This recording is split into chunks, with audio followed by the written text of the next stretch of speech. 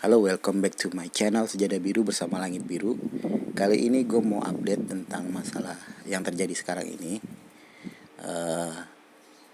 Sebenarnya gue nggak mau bikin konten nih hari ini sebenarnya, tapi banyak sekali komen-komen DM baik di WhatsApp, WhatsApp grup, WhatsApp pribadi, di DM IG dan macam-macam gitu ya, yang menanyakan bagaimana sih bang pendapat abang tentang apa yang terjadi belakangan ini ya, yang sudah kalian tahu lah seharusnya apa yang terjadi gitu ya. Saya tidak perlu menjelaskan gitu ya. Jadi sebenarnya dari kejadian Dayana menangis itu, video live dia menangis itu, saya sebenarnya udah nggak terlalu kaget ya dia akan nangis. Saya udah dapat info kekecewaan dia gitu ya, kekecewaan dia, dan saya yakin akan meledak nih. Karena dalam info sebelum itu dia kelihatan sangat emosional gitu ya. Dan kenyataannya memang begitu. Pada video live dia sangat emosional ya. Tentang masalah yang lain juga saya udah dapat info ya. Tentang tagar ini, tentang yang lain-lain tuh saya udah dapat info. Dan saya memutuskan untuk stop aja di situ. Karena itu dinding. Kalaupun saya lewati, saya takut malah ketiban dinding. Jadi saya tidak menginvestigasi lebih lanjut masalah tagar unfollow. Dan saya mau ngucapin selamat aja ya. Mudah-mudahan tim tagar unfollow itu berbeda sama tim haters ya. Karena kalau sama itu adalah perbuatan yang tidak tidak ini ya, tidak mulia ya. Sangat tidak mulia ya. Haters itu beda sama orang yang punya tagar unfollow. Dan tagar unfollow juga bisa dibedakan dari beberapa orang ya. Ada yang tagar unfollow karena memang dia dari hati nurani dia pengen unfollow. Itu bagi saya hormati. Tapi kalau udah unfollow tapi pengen mempengaruhi orang lain untuk mengunfollow orang lain, itu udah bagian dari bullying ya. Dan kita tahu bullying itu udah jadi masalah internasional ya. Makanya ada cyberbullying ya. Dan kegiatan seperti ini bagian dari cyberbullying. Dan di Indonesia ini masih sangat kendor ya. Masalah ini masih banyak akun-akun bullying yang bebas di Indonesia. Kalau di luar mungkin udah sangat peraturannya udah sangat ketat ya. Untuk bullying ini termasuk kejahatan yang berat ya. Karena bisa menimbulkan mental yang down ya. Dan kita ini masih sangat baru dalam penegakan hukum masalah bullying ya. Baru kemarin itu di Indonesia ini ada digalakan lagi untuk memeriksa percakapan di media sosial. Menurut saya itu langkah yang bagus kalau memang bukan tujuan untuk politik ya. Jadi banyak sekali pelanggaran hukum di media sosial tentunya. Tapi yang bisa yang terjerat tuh rata-rata berkaitan dengan politik, dan itu menurut saya nggak fair. Oke, politik masuk dalam prioritas mereka mencari kebenaran ya. Tapi di luar itu masih banyak yang lebih penting lagi yang bisa dilakukan sama polisi cyberbullying ya. Apa sih namanya kalau di Indonesia itu yang baru dibentuk kemarin tuh sama Pak Presiden. Jadi mudah-mudahan fokusnya nggak hanya ke politik ya. Jadi fokusnya sama yang general seperti ini. Karena bullying itu sangat mengkhawatirkan ya. Bullying itu sangat mengkhawatirkan, apalagi itu terencana ya. Bisa saja orang yang dibullying itu mentalnya down dan bisa terjadi yang enggak bisa bunuh diri dan macam-macam ya. Dan harusnya bullying yang terorganisasi itu bisa dimasukkan ke dalam pembunuhan terencana ya. Kalau misalnya korbannya bisa bisa sampai melakukan yang hal-hal yang di luar masuk akal kita ya, misalnya bunuh diri dan macam-macam gitu ya, atau dia malah marah dan membunuh orang, itu bisa terjadi. Cyberbullying kan sebenarnya target utamanya menjatuhkan mental lawan kan, dan itu masih belum tersentuh sama hukum di Indonesia ya. Masih belum, dan masih masih jarang ya. Dan UU ITE juga kelihatan masih sangat kendor ya, bahkan masih dipertanyakan pasal karetnya gitu ya, banyak pasal karet gitu. Jadi orang bisa, yang benar bisa dijadiin salah, yang salah bisa dijadiin benar gitu ya. Karetnya itu masih masih harusnya tahun-tahun ke depan lebih baik lagi, lebih fokus sama yang benar-benar urgent seperti ini ya. Betapa banyak bangsa kita ini membuli orang lain dengan kejamnya gitu ya. Jadi harus segera di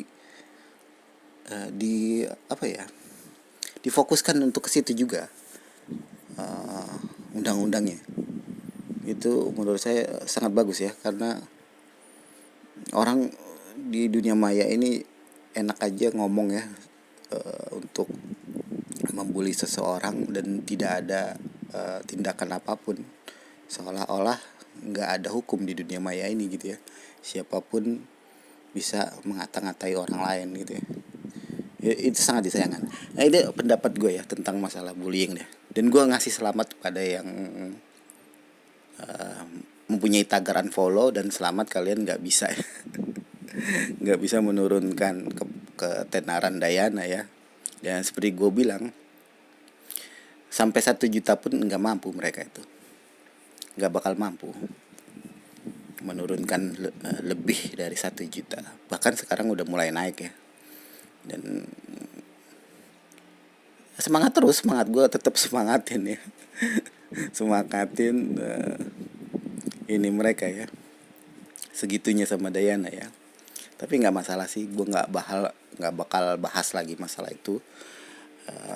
Cuma yang untuk yang pembullying ini gue akan bahas terus sampai kalian paham apa itu bullying. Jadi